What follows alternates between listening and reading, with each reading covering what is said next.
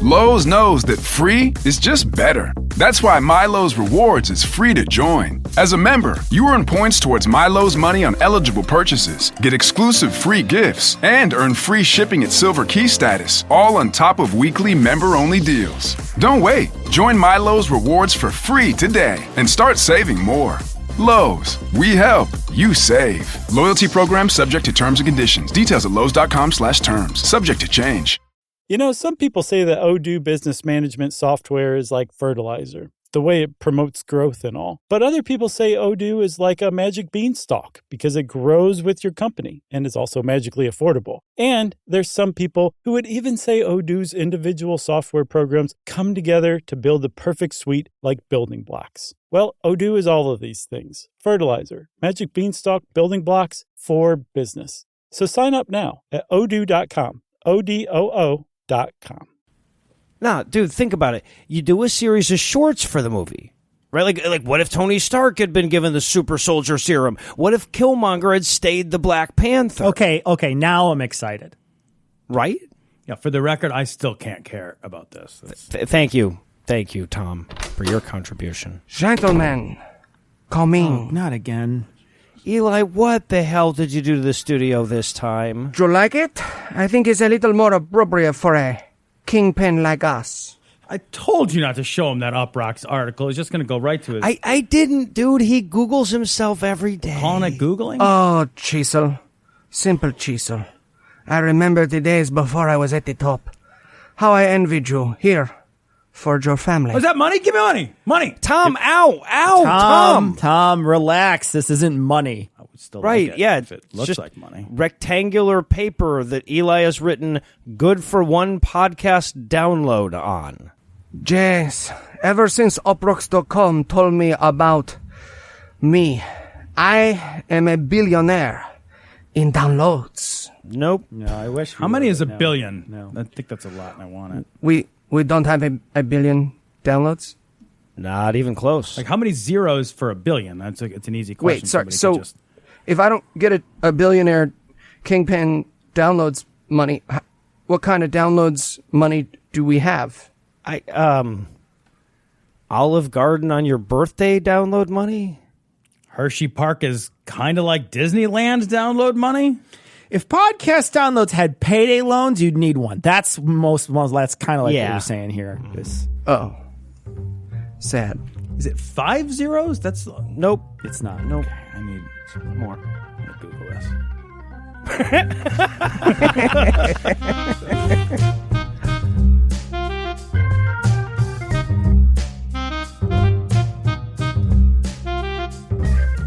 Hello and welcome to Citation Needed, the podcast where we choose a subject, read a single article about it on Wikipedia, and pretend we're experts. Because this is the internet, and that's how it works now. I'm Cecil, and I'll be helping move us along today if we don't get stuck in traffic with a K, everybody at home. You can't see it, but it's really brilliant. No, it does have a K in It there. does. There's a K there. But I'm not alone. I'm joined by two guys that smuggle immense amount of drugs in their bodies by just using them, Noah and Eli.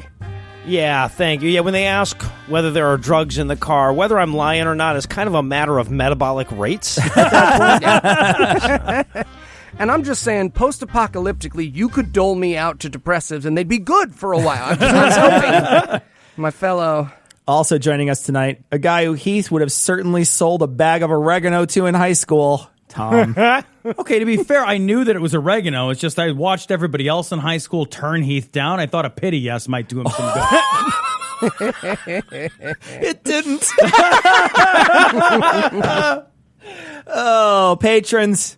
Every few weeks, one of us has to skip out of this amazing recording session to go outside and run around on the hamster wheel that provides the power to the studio. Even with your generous support, the best we could do for this job is Heath. If you'd like to spare Heath from his own personal hell that is a bit of moderate exercise, stick around to the end of the show and we'll tell you how to give us money. And with that out of the way, tell us, Noah, what person, place, thing, concept, phenomenon, or event will we be talking about today? Well, today we're going to be talking about Mexican drug lord Joaquin El Chapo Guzman. And Tom, you picked this article, almost certainly thinking that an El Chapo was some kind of spicy, foldable street food. Are you ready to regale us with your sincere disappointment? Cecil, sharing my disappointment is kind of my calling card to the world, buddy. Fair. So, Tom, tell us about this tiny, tiny man. All right. El Chapo was born Joaquin Guzman in 1957 to a poor family in a rural community in La Tuna, Mexico. Sounds fishy. Oh. Love it. All right. His father was Emilio Guzman. And Emilio Guzman on paper made his living as a cattle rancher, except substitute cattle here for opium poppy and rancher for farmer, and he was totally still a cattle rancher. El Chapo had 7 siblings, but I can't see anywhere in the wiki where they mattered, so they probably didn't. And the 3 who died as children certainly did. So, Admittedly, that was a weird epigraph for the Guzman family to choose, but who are we to judge that? You know what I'm saying? That's not...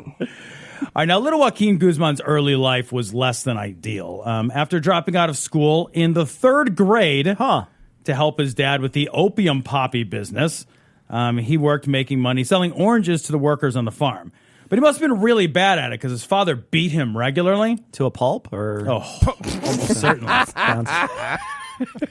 He actually beat him so much that he had to frequently flee his home to stay with his maternal grandmother, who I'm guessing was much less strict about the orange sales numbers. I mean, can you blame him? Hey, mister, do you want to buy some oranges? Do you accept poppies? No. Then no. Right, that's what had to go down. All right, so for most of his childhood, Guzman's father alternated working either in the poppy business or cultivating marijuana in large commercial centers, and he frequently brought his son to work with him. But rather than use the money that he earned to provide for his family, Emilio instead spent his money on liquor and women. Okay, all right. I feel like it's unfair to disparage that lifestyle when Heath isn't here to defend himself. Yeah, and he never buys things for women. I know he's probably frustrated not having his own money for liquor and women. So Guzman at 15 banded together with a couple of his cousins, and they started their own marijuana plantation, and they supported their families. his dad sounds like a real hard ass. He won't even give himself the company discount on weed and opium. He's like, guess I'll have to settle for Mad Dog 2020, everybody. That was as a teenager that Guzman began using the name El Chapo, which means shorty, a name that fit, unlike most clothes made for grown-ups since he was 5'6". Tired of working small-time pot plantations, Small El Chapo... Small time. El Chapo joined up with his uncle Pedro Aviles to start his career in drug trafficking. I hope that he went into cartel negotiations and they talked to him in a baby voice. That would be amazing. You want to take over my territory? Huh? Oh, you gonna cut off my head? Who's gonna cut off my head? Aw, baby's first murder. They didn't have to dig the tunnel very big. You know? It's a pretty small tunnel. This is a custom fit solution, really. Like, this is like, yeah, we'll go below with this one. So it's at this point that we have to diverge for a moment into some of the context of the Mexican drug cartel situation. So the year is 1980, and the CIA has just introduced crack into the black community and AIDS into the gay That's community. not what he meant. Absolutely not. Not what he meant. No. I disagree. It is now the 1980s. In our story, and the Mexican drug syndicate that basically controlled everything was the Guadalajara cartel. Guzman began working for one of the bosses of the Guadalajara cartel, a guy named Hector Palma. And Guzman's job was overseeing the transportation and shipment of drugs from the Sierra Madre area to urban areas near the U.S. border. This was a job El Chapo took very fucking seriously. So seriously that he quickly gained a reputation as a ruthless enforcer. If your delivery ran late, no problem. Go ahead, make the delivery, then El Chapo will murder you. That's pretty weak compared to Amazon's 3-generation policy, though, Tom. Admittedly. Yeah, no, his guys had more than 2 days, too. Now, with this policy in place, the next guy's deliveries tended to be more on time. A similar fatal fate befell anyone that El Chapo suspected cheated him, or if they tried to use other people for their drug smuggling. So basically, your options around drug smuggling were limited to use El Chapo and be on time, or decompose in the desert somewhere. I bet the Catholics who realized that their tithe money was going to silence child rape victims feel just like I'm going to feel through this essay, huh? Right? I mean, I bought this motherfucker a boat in college. I'm sure I did. I'm sorry, Noah? Noah Lugeons? I thought you were a legend. I'm just a huge fan. I'm freaking out right now. If I had known you were alive, I would have gotten you instead of Sean Penn. I feel so stupid, you know? Like, I have so much I want to ask. All right, so El Chapo's ruthless efficiency impressed the leaders of the Guadalajara cartel, and he found himself working logistics for Felix Gallardo. And El Chapo's job was to arrange for drugs to make their way through Colombia now to Mexico, regardless of whether they needed to go by land, air, or sea. Gallardo then moved the drugs from Mexico across the border and into the U.S. Well, if they need to go by air, water, and sea at the same time, you could get one of those Arctic balloons, or Malaysian Flight 370 would also. Too soon. To Sorry. be fair, that one's always going to be late. Like, it's just... And it always lands in the water, no matter what. Why do you think they all died?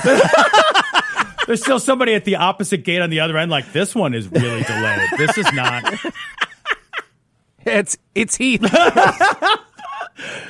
So after U.S. officials began to tighten their controls on the shipment of drugs from South America moving through the Caribbean, Mexico became the conduit to move drugs from Colombia up to the U.S. So as this expanded, so too did the power of the Mexican drug cartels. This shift was not missed by the DEA, who noticed, hey, it's the 1980s and there's still lots of fucking coke everywhere. So they began to plant undercover agents in and amongst the cartel. Just picturing a white dude in a sombrero wandering into a warehouse. Hola, mi fellow Chicanos. Me amo Beto O'Rourke. About as believable. All right, so one of these agents was a very unfortunate man named Enrique Camarena Salazar, and he was working undercover for the DEA. He was working with several of the top drug bosses, including Felix Gallardo, and his work gave them the intel necessary for the Mexican military to raid one of Felix's larger marijuana plantations. Well, this had the rather predictable effect of really pissing off Felix, who realized that he had been, quite ironically, actually narked on by Camarena. So Felix and company kidnapped and tortured and killed Camarena. And Hey, Camarena. I ain't! Well, this really pissed off the DEA, and Washington then pressured Mexico into forming a massive manhunt to try to arrest the guys who killed Camarena. If you lose on Manhunt, does El Chapo pop up out of the weeds and snicker at you like that dog? And if so, what kind of weeds are they? So El Chapo saw this, and he used all this chaos to his advantage. And when his boss was in prison, he called a summit. And he proposed dividing up the Guadalajara cartel into the Tijuana cartel, the Juarez cartel, and the Sinaloa cartel, which he would head along with his partners, Palma and Zambada. This had the effect of putting El Chapo in charge of the border crossings that connect Sonora and Baja California with Arizona and actual California. Hey, credit where credit's due. Everyone's dumping a dead body of a DEA agent into a river, and El Chapo is like, guys, this is a fantastic opportunity for some sideways merge synergy. Horizontal employment structures. All right, so the Tijuana cartel was now headed up by the Arellano Felix brothers, but it turns out that one of those brothers got cold feet on the whole I don't want to get busted and die in a Mexican prison thing, so he fucking moved to Canada, where he was very promptly arrested, but was probably just apologized to and then gently admonished not to do it again. El Chapo, however, was unimpressed by the defection, and he sent one of his most trusted men to talk to the Arellano Felix clan about not quitting the cartel club for men. Instead, the Arellano Felix clan violated that old don't kill the messenger rule, and they totally just killed the fucking messenger. Don't do that. And then they also, and this is just fucking insane, then they sent a Venezuelan drug trafficker buddy of theirs to infiltrate the family of Palma, one of the bosses of the Sinaloa cartel, with the aim of seducing Palma's wife. And he did. He successfully seduced her, and then he convinced her to hand over $7 million from his account, after which she was killed, and her head was boxed up and sent back to her husband. And then they ordered a hit on and executed Palma's children by throwing them off a bridge. He just gets it. He's like, "What's in the box? What's in the box?" Please say it's $7 million. Please say, fuck, it's my wife's hat again. God damn it. Hate this game. Fool me once. All right, so Palma retaliated by sending his men to kill bosses of the Arellano Felix cartel while they were in prison. And then shit gets really confusing, but basically everyone starts killing everyone else. Or, as Tony Scott would have called it, Act 3. Was it a Mexican standoff? Is that what... If they had been a little more standoffish, this might not have happened. Now, a few highlights of this craziness include 6 of El Chapo's men who were kidnapped, tortured, shot, and then dumped on the outskirts of the city as a message, a car bomb that exploded at one of Guzman's properties. Guzman and Palma, for their part, in one day killed 9 of Felix's men. The Mexican government convened a special unit to investigate and try to stop all the bloodshed, but they had to disband it after they discovered that El Chapo had paid off all the investigators. And then later, an attack was made on El Chapo directly, where 4 gunmen with AK-47s shot a car that he was traveling in, and he crazily was unhurt in the attack, but he decided now is a real good time to get out of Guadalajara. Yeah. And I thought my Thanksgivings were awkward. They are. Yeah. All right, so Palma and El Chapo ordered an attack of their own in response to the assassination attempt. And this is fucking nuts. Posing as police, El Chapo's men stormed a nightclub that the Arellano bosses were partying in, and they shot 1,000 rounds of ammunition in 8 minutes into the crowd. 6 people were killed. That's it. Though the targets of the attack were actually in the bathroom at the time, and they managed to escape by crawling through an air conditioning duct and driving away without being spotted by the would-be assassins.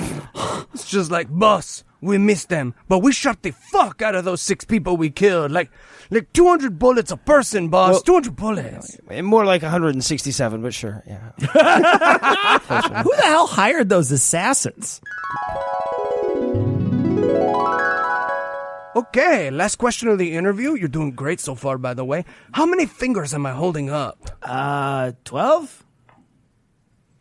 Sorry, you think I'm holding up 12 fingers? On each hand. I mean, you're fucking hired.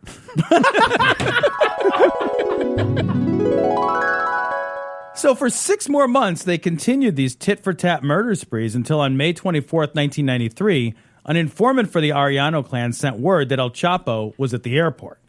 El Chapo was thought to be in a white Mercury Grand Marquis, and so 20 of Arellano's men descended on this car and opened fire. But instead, the occupant was the Cardinal and Archbishop of Guadalajara. Oh, Jesus. Some poor fucker named Juan Jesus Posadas Ocampo. And that guy was very much killed, as were 6 other people that were caught in the barrage. El Chapo was in a green Buick just down the way. Oh, no. And he saw this fucking madness, and he hopped in his car, just fled to a safe house 20 minutes away from the airport. Hey, say what you will about El Chapo. He's done more to stop child rape than the DA of Boston. Why is that true?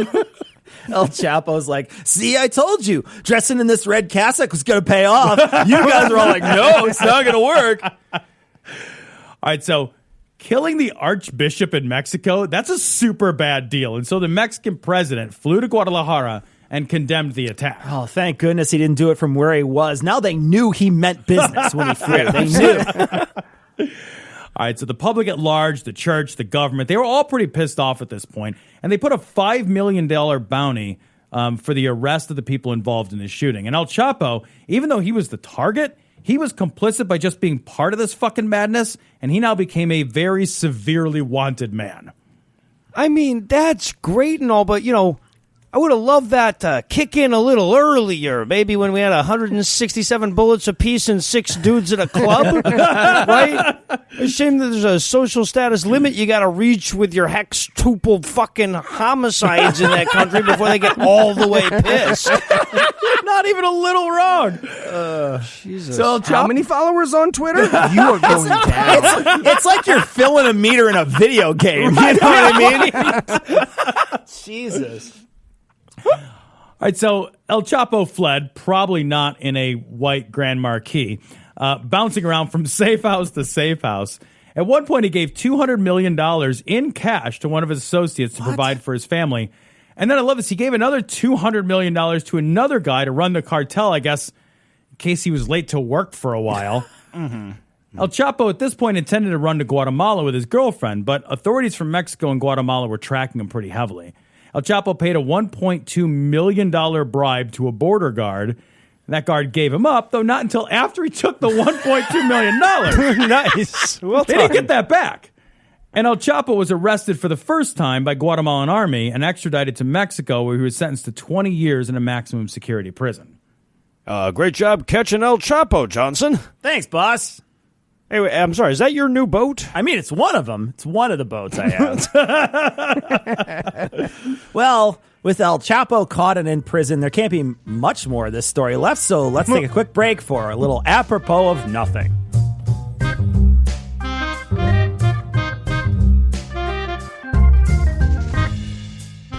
So without further ado, please welcome my son Joaquin, the newest member of the cartel. Hi everyone. It's great to be here. I got to tell you, I know that a sideways integration of management is never ideal, but I'm super excited. I got a lot of ideas. I think there's a ton of energy here, and I just want you to know I'm enthusiastic to work with all of you on hitting targets. What the fuck did he just say? Oh, sorry. My son recently attended some business classes, so he can be a little hard to follow, you know. He says he's looking forward to making this the largest, most dangerous cartel in history. Oh, okay. I got it. Yeah. Right. Good feedback. Thank you, Dad. So, two specifics. Let me just bring up my first slide here. Okay. So the big thing I'm noticing right now is that we're not merging our time efficiency and our motivational goals when it comes to personnel. I think there's just a ton of room for synergy there. What? Yeah, listen, I think that what Joaquin is trying to say is we need to kill people who are late with their shipments. Oh, okay, okay. That's hardcore, man. Great. Yeah. Secondly, let me change the slide. Too far. Sorry. Okay. I think we can minimize turnover by maximizing brand responsibility, especially among our sales staff. Yeah, again, he means we should kill anyone who deals on our turf. That is what he means. Yes, okay. Oh, this guy's a beast. Yeah. Thank you, Dad. But that's enough from me. Why don't we go around and do some icebreakers? Let's loosen up the room, and then we'll just do a free idea jam. Okay, he wants to know if you guys have any crack. I got some right here. I have crack. El Chapo. What can I say? I love crack.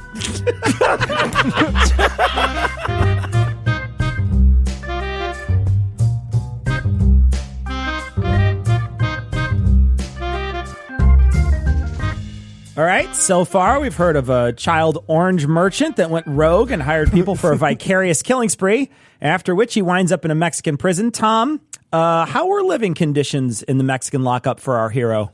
Well, Cecil, just like in America, if you're rich enough, they're pretty damn good.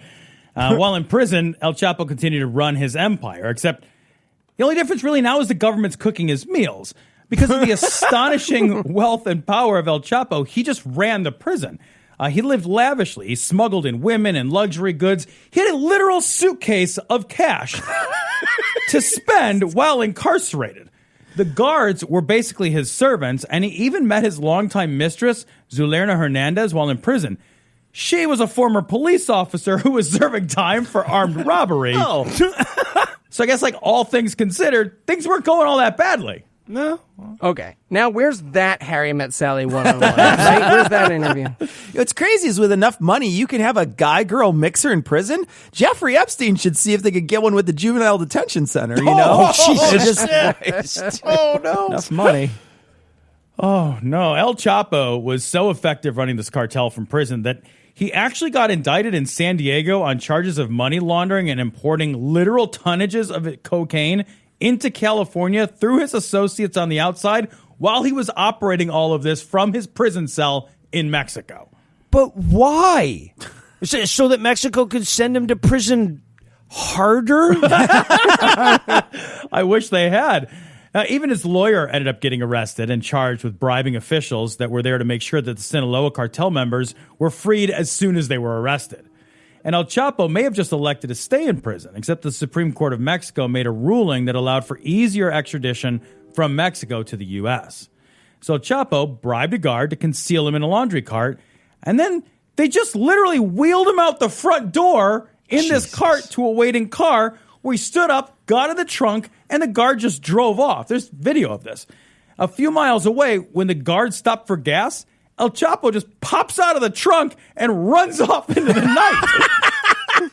The fucking guard ends up getting arrested. That motherfucker's still in prison.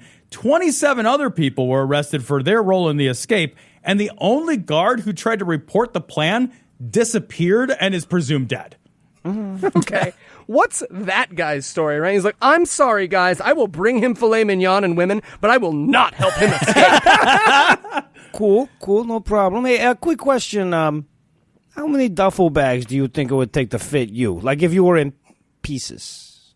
Probably one or two. Why? I'm very upset. I'm just wondering. That guard that they thought disappeared and was presumed murdered, he actually applied for asylum in the U.S., but Jeff Sessions drowned him in front of a bunch of refugees as a message, just right there, staring the refugees in the eye as he does it. Yeah, just hard eye contact the whole time. You made it weird. Jeff Sessions is way worse than El Chapo. All right, well, now that he was out of prison, El Chapo set about seizing control of the Juarez crossing. The only problem is that crossing was controlled by the Juarez cartel. Yeah, no, it's baked right into the name, really. So undeterred, El Chapo called a meeting with the heads of the Juarez cartel, and he suggested, well, why don't we kill the guy in charge of that crossing? Now, that guy, he knew his life was in danger, so he hired the local police commander to be his personal bodyguard, which didn't help at all. While shopping at the mall with his wife and young kids, the head of the Juarez border crossing was ambushed. He and his wife died, though the kids and the police commander ended up surviving. The city of Juarez then became the center for cartel violence, as this one act broke the non-aggression pact between the Sinaloa cartel and the Juarez cartel. Since 2006, 60,000 murders would take place in cartel killings. Holy Christ. They had such a problem that they started handing out certain colored trash bags just for corpses so people wouldn't throw them in with the recycling. They're clear. There's not even a sticker on this. I'm not taking it without a goddamn sticker. You know the rules. There's like one day a week you could throw corpses out. It's the Oh, wrong that's day. the worst. Okay, we're just doing a little You miss spring it? cleaning. Yeah. You got to shamefully drag the guy back up your curb. It's fucking Wednesday. Because in my head, it's like, put it out Wednesday, even though it's Wednesday morning. They come at 4 in the fucking afternoon. You're like, oh, did we take the garbage out? It's summer. It's going to stink. The whole garage. God damn it. All right, El Chapo became Mexico's most wanted man, and his evasiveness made him something of a legend. It's not 100% clear which of the stories are true, but there are multiple counts of El Chapo just strolling into a restaurant with a contingent of bodyguards, confiscating everyone's cell phones, sitting down and eating his meal, and then leaving, paying everyone's tab for the restaurant, and keeping their phones. What the fuck? Whoa. One guy's just like, great, took my iPhone 10 and all I had was a salad. This is the best. Yeah, right. The guy's like, how am I going to text on an actual apple? Like it's a real apple. No, I know you're not talking about him doing this at a Wendy's, but that's still what I'm picturing. It's better. That's amazing. So his resources and influence are so vast that he had safe houses in every state in Mexico. He had a network of over 300 informants and gunmen that reported back to him anything that would threaten his security. He escaped from law enforcement using nearly every means imaginable. He had armored cars, all-terrain vehicles, aircraft. In every one of his safe houses, he actually had a secret tunnel hidden under a bathroom in the house, in every one of his houses, that would lead down to the sewers. And in one particularly narrow escape, Mexican authorities and the DEA had him located at his safe house. While they're battering down at the steel door, El Chapo, caught mid-coitus, fled naked through the bathtub into the sewers moments before the DEA stormed the house. He was nearly caught while naked, actually, so often that investigators found a bug-out bag in one of his tunnels full of tighty-whities for dressing on the go. Starts getting superstitious about fucking. Not tonight, honey. I have a headache. All right, so many of his other properties were secluded miles from civilization off single-lane dirt track roads, so any law enforcement approach would be visible from miles away. and any attempt to catch him by surprise from the air would run into the difficulty of dealing with the surface-to-air missiles that his guards had. Oh, Jesus. Which is why the Constitution provides for all of us having tanks and cruise missiles. That's why. Right. To protect us from lawful justice. Exactly. Right? Now, his luck ran out again on February 22nd, 2014, when at a hotel, the joint efforts of the Mexican Navy, the DEA, and the U.S. Marshals tracked him down. 65 Mexican Marines stormed the resort, quickly subdued his guards, and they took El Chapo into custody. He was perp walked at the airport and transferred to a maximum security prison aboard a military Black Hawk helicopter flanked by 2 U.S. Navy helicopters and another Mexican helicopter as added security. They actually made all the helicopters join into Voltron just to show they weren't fucking around. They're like, we're not fucking around anymore. But right, they so were. All right, so the new prison area that El Chapo was confined to was very highly restricted. The cells had no windows. The inmates are not allowed to interact with each other at all, and no contact with family is permitted. He had 23 hours a day of complete solitary confinement. Now, this didn't sit well with El Chapo, so he somehow organized a hunger strike in the prison to protest for better treatment. It didn't work, and it didn't last very long, and he soon turned his attention to trying to avoid extradition to the U.S. Yeah, I mean, treat me better or I'll starve myself seems like a weird angle one way or the other. I don't know how that ever works. All right, so both the U.S. and Mexico were anxious to indict and try and convict El Chapo, and the two governments actually went back and forth arm wrestling for who was going to be able to keep him in their cage first and most. Spoiler here, it won't be Mexico. Nope. On July 11th, 2015, El Chapo escaped from prison. Associates of El Chapo used GPS to precisely locate his cell within the prison. They then dug a mile-long, 33-foot-deep tunnel, complete with lighting and ventilation, and it led directly under the shower area in El Chapo's cell. He then climbed down a ladder to a motorcycle mounted on a track in the tunnel, hit the gas, and motored the fuck out of a maximum security solitary confinement prison. Guards find it in the morning. I told you that wasn't thunder. You remember I said. I love it when over-engineering meets flexing nuts. You know what I mean? Right? This is fucking great. All right, now, if El Chapo had really wanted to, he might have been able to stay gone from the world. But instead, he became fixated on telenovela actress Kate del Castillo. What? Through his lawyers, he reached out to her and discussed making a movie of his life. She, thinking that adding some additional star power might help, reached out to Sean Penn and asked if he might want to sit down with El Chapo and interview him. So fucking Sean Penn sat and interviewed the most wanted man in 2 countries at a remote camp in rural Mexico for 7 hours. This is the only interview ever granted by El Chapo. In it, he admitted to drug trafficking, boasting of his fleet of, quote, narco submarines, airplanes, trucks, and boats, and saying that he, quote, supplied more heroin, methamphetamine, cocaine, and marijuana than anybody else in the world. Sean Penn's like, yeah, you know, that didn't work out great for my kid. I'm going to be honest with you. Oh, no. All right, so that meeting would nearly prove to be El Chapo's undoing. So using Sean Penn's cell phone, authorities were able to pinpoint El Chapo's location at a ranch in the Sierra Madre Mountains. The ranch was raided, and a gunfight ensued. El Chapo fled using women and a young girl as human shields, and the Marines chose not to fire on him for fear of hitting innocent civilians, so he escaped again. Hey, Tom, I don't want to interfere with your story, but I can't promise you much, but I can promise you El Chapo did not escape because Marines don't want to kill women and children. All right? I just want to let you know. I don't know about that, but one way or the other, used as human shields is another way of saying we're also there when I wanted to shoot him, so...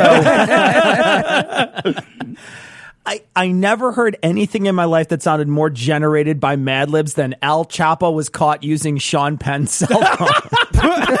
Right? Also, doesn't he feel like, at this point, El Chapo's like, fuck, I should have just bought his meal. God damn it. All right, so El Chapo was located again after locals reported armed people in a house at the coastal city of Los Mochis. Authorities placed that house under surveillance for a month, monitoring communications, until learning that the gunman guarding the house had left and I am not making this up, to go get tacos. His buddy's like, man, this is going to sound really racist in the Citation Needed episode. I just want you to know. Yeah.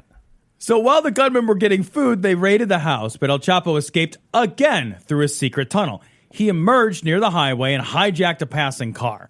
They sent out an immediate alert, and checkpoints were established just about every goddamn place, and El Chapo was caught in one of these checkpoints, though he did attempt to bribe the officers that caught him with money, property, and jobs. And when they refused, he snarled at them, "You're all going to die." It's crazy he got caught because at that point, Chapo had a team of guys that just dug a tunnel 20 feet below wherever he was currently walking. Just wherever. Yeah, no, but unfortunately that day they did get caught up inflating a tomato with goggles and couldn't make it in time. It was bound to happen eventually. Some weird shit going on down there. Oh, dig dug deep cut for all you all right there. I almost just said inflating a puka, but then I was like, no, that's 9 people. Got that sweet 11 spot. Oh, a tomato. All right, so the officers that captured El Chapo sent pictures of him to their superiors to show that he'd been caught. And the superiors said, great, but there's 40 cartel assassins on their way to free El Chapo. So the police then had to flee to a hotel and wait for reinforcements from the Marines before they could move. Jesus Christ. They showed up, and he was later flown, again by Navy helicopter, to the same maximum security prison that he had just escaped from. The raid on El Chapo's... They put some boards over his hole. They put him in the same cell, yeah. He just moves the Raquel Welch poster out of the way and goes right back. They're just trying to click train him at this point. Okay. He goes toward the tunnel, just bop him on the nose. Oh, what? Shit. So the raid on El Chapo's house ended with 5 of his gunmen dead, 6 arrested, 1 Marine wounded. They found 2 armored cars, 8 assault rifles, 2 sniper rifles, and grenade launchers on the ranch. So, all said and done, it could have gone worse. Yeah, I mean, he could have been staying with access to Ted Nugent's arsenal. So, yeah, it could have been worse. In January of 2017, El Chapo was extradited to the U.S., though not before the guy who was put in charge of working on the extradition was assassinated. El Chapo ended up pleading not guilty to a 17-count indictment that included just about every crime a person could possibly commit. Certainly the top 17, yeah. February 12th of 2019, El Chapo was found guilty on all counts. The jury had to be kept anonymous, and they had to be provided armed escorts, and El Chapo was kept isolated from view of the jury due to everyone ever meeting him ending up dead. On July 17th of this year, El Chapo was sentenced to life plus 30 years, and he's being held at the only federal supermax prison in the United States in Florence, Colorado. He was also ordered to forfeit his fortune of $12.6 billion. Man. If you had to summarize what you learned in one sentence, Tom, what would it be? If you're going to party, bring a shovel. All right. You ready for the quiz? My tighty whities are standing at attention, so also yes to the quiz question. Oh, wow. All right. Yeah, we didn't need that information. All right, I got one for you. A lot of people tell this story, and they focus, as you did, on the negatives. What is the most often overlooked positive effect of El Chapo's career? A, the low unemployment rate for Mexican buzzards in the 80s and 90s. B, America having plenty of cocaine. We take that shit for granted. Somebody had to do that. C, the low weed prices in the 90s are the only thing that kept me from learning enough to be truly dangerous. Or D, he's responsible for the only lunches out in the last 10 years where nobody checked their fucking cell phone. All right, well, listen, I know it's not C because actually one of the side effects of the legalization in the States is that it did collapse the Mexican marijuana market. It did, and we could have done it at any time. Yeah. And while B, America having plenty of cocaine is a plus, so I'm not sure it's overlooked so much as singled out. So I'm going to go with A, though the employment rate for buzzards in the Mexican desert is going up again recently. Yeah, that's true. That's true. Making Mexico great again. All right, Because Tom. we take away their water. Yes. All right, Tom. What's the name of El Chapo's yacht? Okay. A, Pipe Dreams. B, Mule Be Sorry. That's phenomenal. C, The Smuggle Is Real. Smuggle is real. Or D, 0 to heroin. Here, I don't know, that one doesn't work. Cecil, the Smuggle is Real is going to be the name of my next 2 boats. The first one's almost certainly going to be lost to civil forfeiture. I'm going to need bail money. I'm saying I'm going to need some bail money. Okay, sure, that's right, I guess. All right, Tom, what should Sean Penn's El Chapo biopic be called? A, Dead Man Joaquin. B, Miss Dick River. Missed Dick? What? Like he's a dick and they missed him. That wasn't great. No. I worked on Mr. No. River. C, Into the Bathtub. Or D, Way More Than 21 Grams. That one's good.